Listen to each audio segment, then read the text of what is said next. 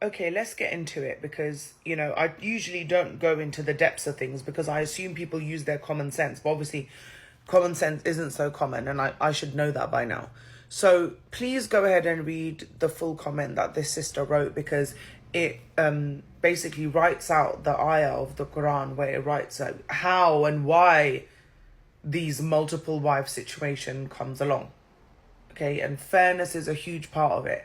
And we need to understand that when we use words like safety, fairness, leadership, men and women, unfortunately, we just see those things differently.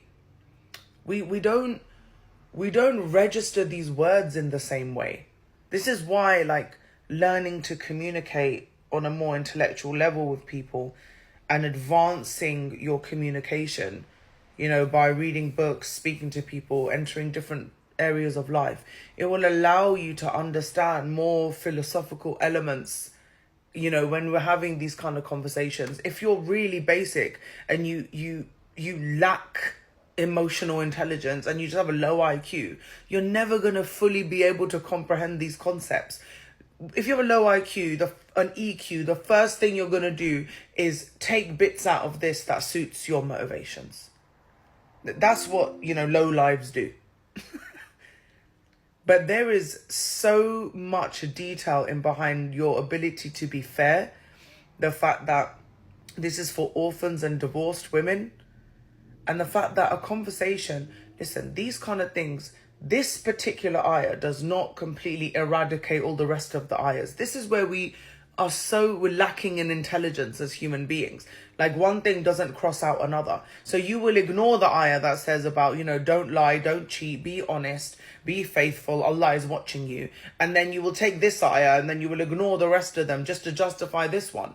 Because it fulfills your basic desires and your needs, which is basically your nafs, and the shaitan has got you in a chokehold. Okay, this isn't a fun thing. This is for situations that really require this level of intervention or change. I know women that are happy with it. I know women that have been injured or fallen unwell and they've said to their husbands, go ahead and do that because I can't fulfill your needs. But husbands, generally speaking, the ones that aren't happy, you have no balls. You're miserable. You're unhappy. You're sexually promiscuous. You won't leave that woman, but you will use this ayah to justify your business. But you won't live a decent, justified, honest life because you've got 1,000,001 excuses. Oh, it's the kids. Oh, it's my this. Oh, my money.